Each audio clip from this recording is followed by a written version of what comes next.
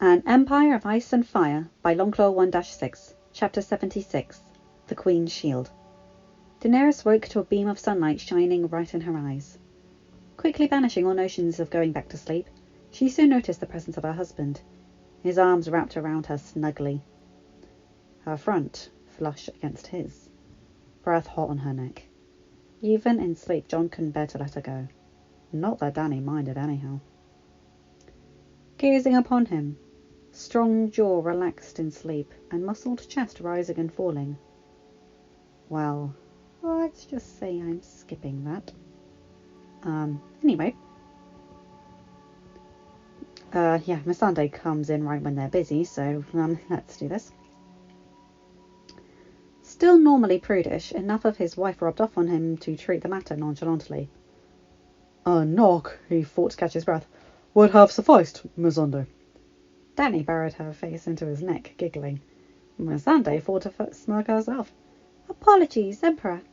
She turned, allowing him a little privacy, and she didn't dare poke the dragon.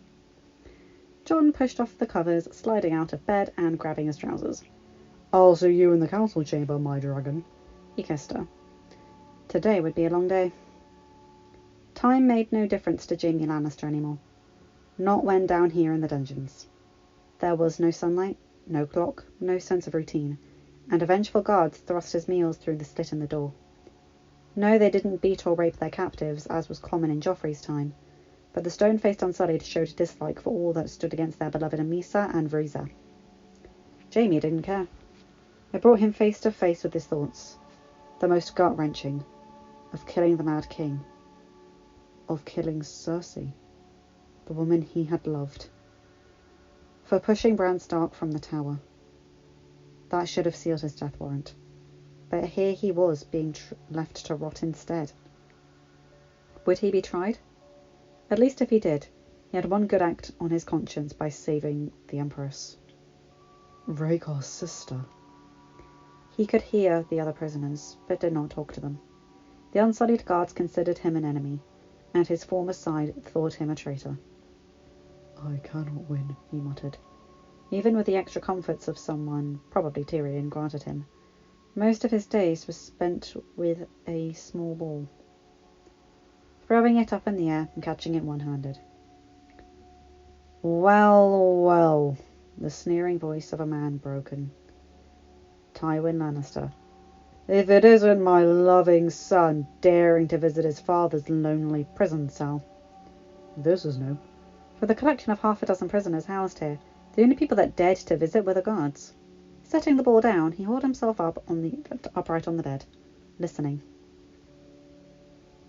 You're lucky the Emperor only took your leg. Tyrion was angry, but also sad. Jaime understood. Tywin hissed, Spare me. You know I'm a dead man. For killing the precious Targaryen babies. The last was a sneer. Silence from Tyrion. You've gotten what you've always wanted, haven't you? You killed your mother. Killed your sister. Now killing me. Come on, Halfman. Sir Bronn. He ain't worth it. Boots clipped on the stone floor until keys jingled in the lock of Jaime's cell. He moved to sit up on his bed as it opened, and Tyrion and Bronn stepped in. You look like shit. Jaime snorted. It's good to see you, Sir Bronn. I hear you finally decided on a highborn lady. Aye, get myself a castle too. The former sellsword had earned his smugness. And all of Dorne, if my sources are correct. The knight looked at his brother. Tyrion, it's been a while. Yes, it has, Tyrion replied. He shuffled his feet awkwardly. Well, is this any way to greet your brother? Silent for a moment, Jaime smiled and crouched, letting Tyrion give him a brotherly hug. Get up, you have places to be. And where would those places be, brother? It was Sir Bronn who responded. And Lady Amber want to see you. Jaime's face fell. Deciding your fate without a trial. It's been nice knowing you, Kingslayer. Tyrion looked at the resigned look on Jaime's face.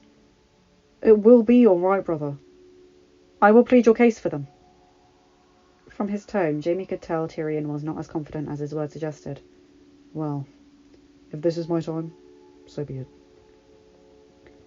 That was how he stood unmoving in the small council chamber, ramrod straight as a proper king's guard should be.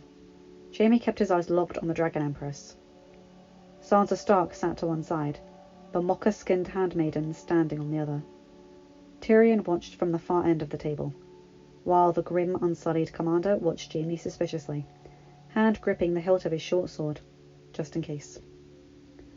"All my life," the Dragon Empress began. She looked beautiful, skin glowing in her black dress with red trim, complementing her pregnant figure. Her expression was ice, however, voice cold, as if the moments of the last 24 hours of Joffrey's reign had never happened. "My brother would tell me stories. Tales of the man that murdered our father, that stuck a blade in his back. He would so often rant about what he would do to that man." "Are you asking me to apologise for that?" Jaime said stoically. "Because I won't. I'm not proud, but I did what had to be done." "Of this I have no doubt. My father was a madman, and so was my brother by the end." Her voice was unreadable, sipping at a glass of water. "That doesn't itself discount his portrayal of you, the great Kingslayer, Jaime Lannister."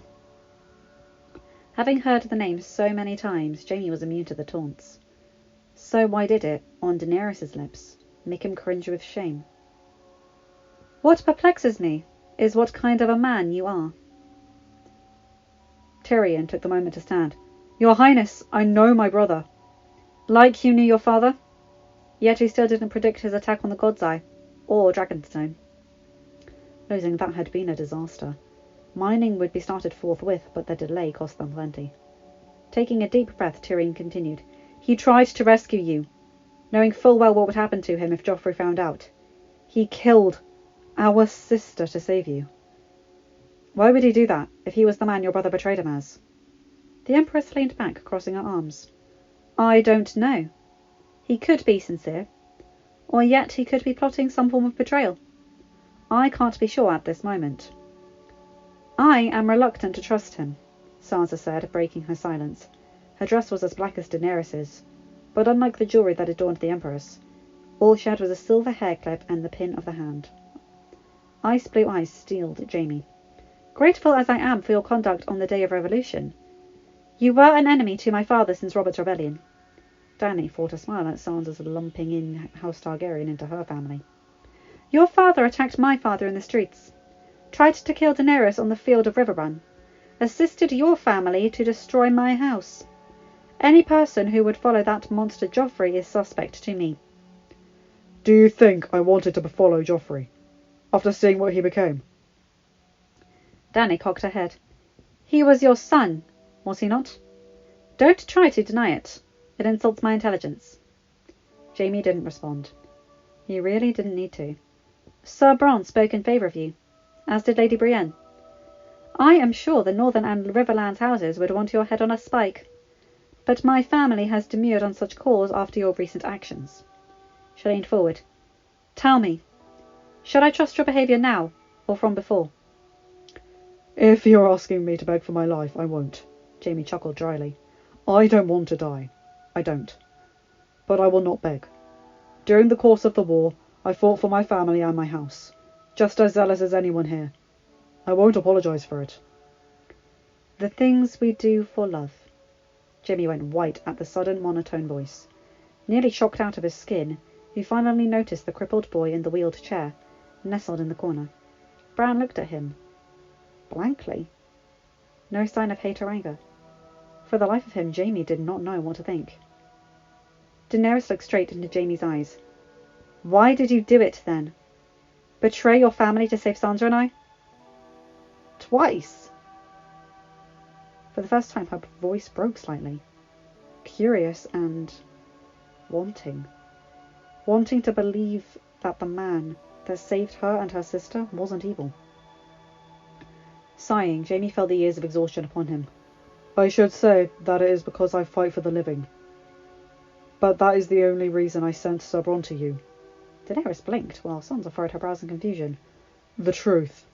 He cast his eyes upon a figure leaning against the window, gazing at the expanse of the city. "I couldn't let Rhaegar down. I promised him that I would protect his family, as devotedly as Arthur Dane. I couldn't then. So I did it now. A slight tear fell from his lid. And damn me for hell's for turning against my family. But I regret nothing. Quiet until now, John had allowed his wife and sister, both women who the Kingslayer risked his life to protect, to conduct the interrogation. They were more likely to expose his true core, but with the recent revelation, John sensed his turn had come. Shifting his gaze from outside to the man from whom the ad hoc tribunal, the mid-afternoon light shone against his silhouette like he was glowing. You said you swore to my father. Interrogating, but his voice carried a hint of emotion. He wanted to know all he could. Why did it matter to you? Jaime gulped. The Emperor was clearly Rhaegar's son. Looks a copy of a Stark, but Rhaegar's nonetheless. He was the kind of leader I had dreamed of serving. My father was cold, the Mad King vicious, Robert an oath, and Joffrey evil. With him, I had a purpose, and that purpose was right. And yet you still fought my family. My house was the last hope of my life meaning anything other than serving scum, at least until Lady Brienne showed me differently, journeying to King's Landing. For years, I thought about what purpose that was, and seeing that corpse rise from the dead, seeing the only hope to stop it being hunted like animals by my own son. I knew what I had to do, to uphold my oath to Rhaegar. So what do you wish to be done to you? Sansa's voice had lost some of its edge, but it was still hard. What fate do you think you deserve? For years, Jaime had heard propaganda droned out by Joffrey and Robert, that Daenerys Targaryen was a cross between a frightened little girl over her head and a bloodthirsty vampire ready to butcher tens of thousands of mere snap of a finger. The woman in front of him was neither. Undoubtedly decisive in when needed to be, pure fire and blood, but also human, grounded with a kind heart. I stand here ready to fight for the living, ready to serve under any capacity, be it as a lord or as a mere bannerman. Clicking his heels, he shifted back to Daenerys. But if you wish to kill me now, so be it. Eyeing Jaime, then Tyrion, then back to Jaime, Jon leaned into Daenerys. They had a hushed conversation which the Dragon Emperor shared with Sansa. All Jaime could make out was an agreed from the hand of the Emperor, which could mean anything. Lord Lannister, Jon began, we need every man we can get to fight the army of the dead. You fought honourably as the head of the Lannister army at the Battle of Riverrun. That was directly against the Imperial couple. Neither felt the need to point out. Sir Barristan told me stories about you as a youth.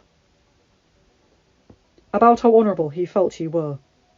From what I've seen, and have been told by Bronn, Brienne, and Tyrion, I feel you are what Barristan told me. Therefore, I'm appointing you to lead the initial detachment to the wall. Jaime blinked. For the second time that day, he was completely floored. You will serve under Lord Commander Eddison Tollett, but as the senior Imperial commander there. Sansa had softened, but it was no less decisive, a far cry from the girl brought to King's Landing to marry Joffrey. We do not yet trust you with your lordship by right in the realms of men. I understand, my lady, he stated. Your son, Tommen, he is no longer Lord of Storm's End. Both Jon and Sansa let Daenerys finish it. However, I will allow you to formally adopt him as the heir to Casterly Rock, as I am told he's a sweet boy. But the Westerlands will be held in regency until you prove yourself upon the wall. Jaime merely nodded, unbelieving of his good fortune. Plus, you must bend the knee. He complied, and Dany rose to her feet. Do you so swear that you will pledge your strength, loyalty, and honour to the Targaryen Empire and House Targaryen Stark? I do so swear, your highness. Finally, Daenerys allowed her gratitude to show. Rise, Queen Shield. For the first time in decades, Sir Jaime Lannister, Kingslayer no more, felt true pride surge through him. Line break. A little bird told me that Jaime Lannister was given an actual military command today. Soft orange light bathing the otherwise dark hallway, Sansa looked at a much taller Peter Baelish with a cocked brow. He gave her a ghost of a grin. My sources aren't as vast as the spiders, but I do all right. Snorting, Sansa continued down the corridor. Well, your little bird is correct. Sir Jamie is in charge of the first military expedition to the wall. Littlefinger had popped into her office in the Hand's Tower just as she was getting ready to leave, and offered to escort her to the quarters of the imperial family. The only bedroom in the tower was Tyrion's, so Sansa accepted. A means to test his loyalty. Smart, always wise to test a de facto. His face was unreadable, but his words always dripped with subtext. Subtext only the one trained in reading it could grasp. Though perhaps that was what Littlefinger intended. No one had ever truly unmasked his true thoughts. The words of a traitor always create more doubt than the words of an enemy. Sir Jamie saved my life, and that of my sister. I presume to remember doing the same, with the Knights of the Vale. Not an accusation, just a statement, to which Sansa replied with a statement of her own. You wish for your loyalty to be tested. Littlefinger chuckled. I presume to tell you nothing. Only offer my services as one who knows all the dirty secrets within these walls. One's useful for the tribunals to discuss the guilt of Joffrey's confidants amongst others. So he wants Master of Laws. Cersei thought. Interesting. I shall relay your qualifications to His Majesty. They had reached the Imperial wing. Remember what you promised me, Lord Baelish. That I would flush out the Lannister vipers one by one. The words he had written long before were etched into his mind. He bowed. Knight, my lady. Still processing the conversation, the goings and comings of the true Snake of King's Landing. He had come to her aid time and time again, but many times she simply wished Jon or Arya would just behead him or slit his throat. He had sold her to Ramsay. Unknowingly, possible, but Sansa doubted it. Opening the door to her chambers, she was greeted by a figure. As Sansa yelped, she realised it was Podrick. Well, good evening to you too, he quipped. Sansa hit him on the chest. Don't do that! Inhaling to calm her beating heart, she finally looked him over. Despite that, I'm glad you're here. She leaned up and kissed him chastely. I couldn't disobey an order from the hand of the Emperor, he nevertheless pulled away. I still don't understand why you had to summon me. We didn't have a problem last night. I love you. Sansa's words forced out abruptly, not wanting to trust herself with the delay. I wanted to tell you for weeks, but her captivity precluded that. He looked shocked, emotions racing across his face. Is it just because you were scared of dying, or? Soft hands grasped his. Please, don't overthink this. I love you. Each word was punctuated with a poke to the chest. I hate that it took getting kidnapped to make me realise it, but I shouldn't let ghosts keep me from what I want. Sansa pulled him into her arms, resting his head on her shoulder and stroking his back softly. A smile curled on her lips as he returned the embrace. They stood silently for a few minutes, Podrick enjoying her soft curves. Has any man ever held her like this? No woman Podrick had ever been with could even compare. He pulled away and was met with azure blue eyes. She gazed back at him in awe. Her look seemed to affect him. Sansa could feel him against her. Anyway, I am going to skip that bit there. Stop squirming, Missandei insisted, enjoying the novelty of working with dark brown hair instead of silver. Arya grit her teeth, disgusted with herself. I would if you cut out this girly torture chamber short. Training from the faceless men, and she was being subjugated by mere hairstyling. Ow! Fuck! Somewhere Syria Farrell was laughing at her. Perhaps you shouldn't have kept your hair in such a tangled mess, Sansa chided, assisting Missandei in drawing a proper, if simple, northern style. Sit still, or you'll be wearing the dress by order of the Hand. I hate you, Sansa. Arya hissed, but complied. The indignity of it all. Sansa ran a comb through a particularly tangled locks, resulting in further profanities. Oops, she apologised, smirking at Arya's angry face. Let your sister fix you up. I'd barely let Mother fix me up. Catelyn was still being held up with the army, dealing with the newly sworn lords. She'd likely have come. But Arya insisted on having the ceremony over and done with. The idiot is lucky I love him. Unable to hold back her giggles, Daenerys withstood the wild wolf's fury. You're already allowed to wear breeches and have needle clipped to your belt. I think a little work on your hair is perfectly reasonable for your wedding. Unintelligible grumbles came from the Stark daughter, but she endured the rest without incident. The door cracked open. May I come in? You may, sire. Missandei answered, smoothing out the pleats of her dress.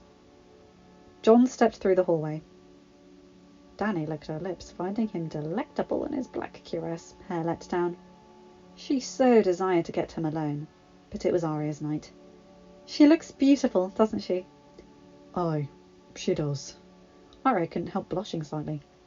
Ready, sister? There was no hesitation in her voice. So ready. The God's Wedding King's Landing had been barely maintained during the peacetime. Once Joffrey was crowned, it descended into pure dilapidation. Overgrown with weeds, part of the weirwood was even starting to die. No one visited, so there was no need. But in preparation for the wedding, Sansa had ordered the entire holy site restored. It wasn't on par to the ones in the north, but passable.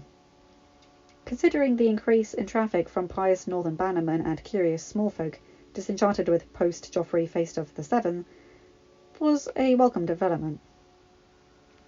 Hard to believe Arya's actually getting married, Robb mused, leaning against the sacred tree. He glanced at his wife beside him. I wish father were here. Jon should have been giving away his daughter, not filling in his shoes. Balancing little Jon Stark in her arms, the little boy wrapped tightly in his blankets and snoring softly, Marjorie leaned over to kiss her husband's cheek. I know you miss him. Everyone said he was the most honourable man there is. Letting everyone think his nephew was just to protect him? Few men in the Empire would exhibit such nobility. Robb hung his head.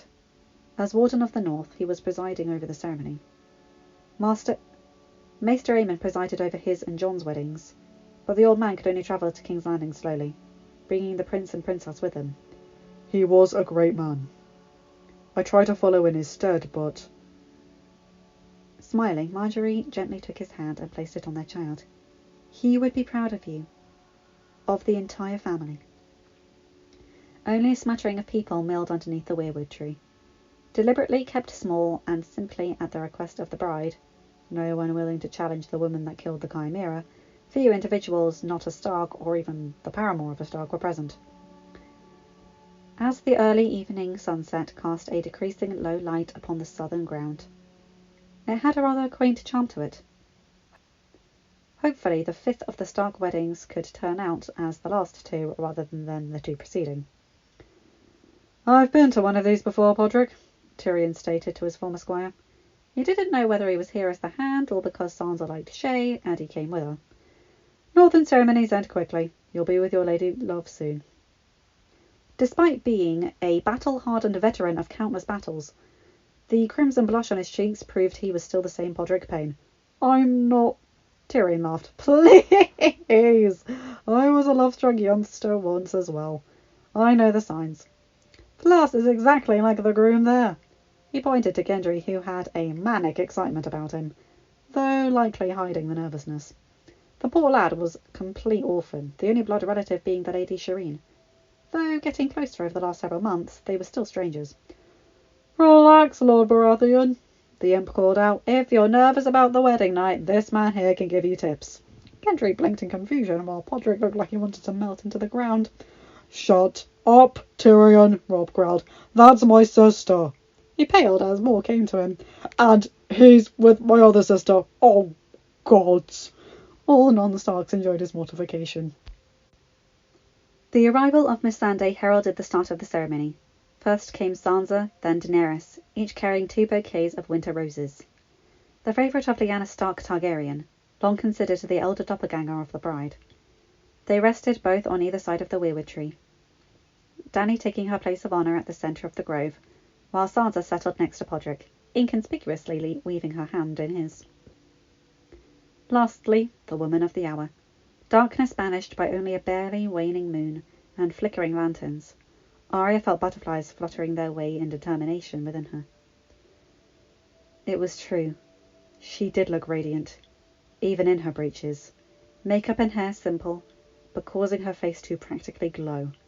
The snowy white cloak was feminine, styled wool flowing beneath her. But inside she was a nervous wreck. Calm down, sister. Jon's familiar voice grounded her. But all the training of Ciri Farrell and Jaqen H'ghar flew right out of the window upon spotting the strong jaw and warm eyes of her betrothed waiting by the weirwood. Trying not to tremble, Arya fell into place alongside from Gendry. It took all her energy to steel herself, not willing to look up and likely fall apart. Breathe, Arya, breathe. Who comes before the old gods tonight? I, Arya croaked. Arya cleared her throat to several worried murmurs. Arya of House Stark, woman grown and true of birth. I come to wed in the presence of the gods. It surprised her that she managed to get through it all without collapsing. And who gives her away? Jon leaned down to kiss his sister on the head. This is what you want, he whispered. I, Jon of House Targaryen, brother of the bride. Quietly he stepped beside Daenerys. And who comes to wed her? I, Gendry of House Baratheon, Lord of Storm's End. Robb was trying not to show his apprehension at Arya's hesitance, spoke loudly. Arya of House Stark, do you take this man? Blinking, a bead of sweat trickling from her forehead down her cheek, Arya looked up at the far taller man she was about to marry. To marry? To become Lady Baratheon, all culminating in this moment. The reality came crashing upon her right as she was about to make the decision. To choose a life that she had so desired from childhood, or a life her choices brought her to. Bated breaths of the pack were let out in relief when a wry, awkward smile curled her lips. I take this man. Arya didn't care about her childhood wish. She wanted this man. He accepted her for who she was, and she wanted him. Gendry of House Baratheon, do you take this woman? Spotting a rare ecstatic demeanour, Gendry nodded. I take this woman. Jon heard Arya's breath hitch ever so slightly. In her own little Arya way, this was comparable to a teenage Sansa swooning over the romantic ideals of knights and princes. Missandei stepped forward, holding the strip of silk. On it was embroidered a wolf at one end and a stag on the other. Robert's wish to join the two houses of Stark and Baratheon in marriage had finally come true. And this time both the desire and the blood were present. Robb gingerly tied the bride and groom together at the wrist. In the sight of gods and men, I bind these souls for eternity. Caution to the wind, Arya pulled her new husband down and crashed their lips together as the clapping of her dear family, and the watchful eyes of an old foe, hidden among faraway trees. End of chapter. Hi guys, hope you enjoyed that one, because I really love that. Very mature by Sansa, Robb and Daenerys about the sentencing of Jaime, and of course the wedding with Arya and Gendry. And I like the bit with all the girls gathered around to do Arya's hair. That's just funny.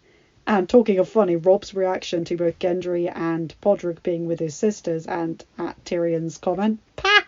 That was funny. Anyway, remember to have a good day, night, wherever time zone you're in. Remember to like, comment and subscribe. Check out my other videos. Hit the bell. Blah, blah, blah. Take care, my guys, gals, and non-dino pals. I'll see you in another video.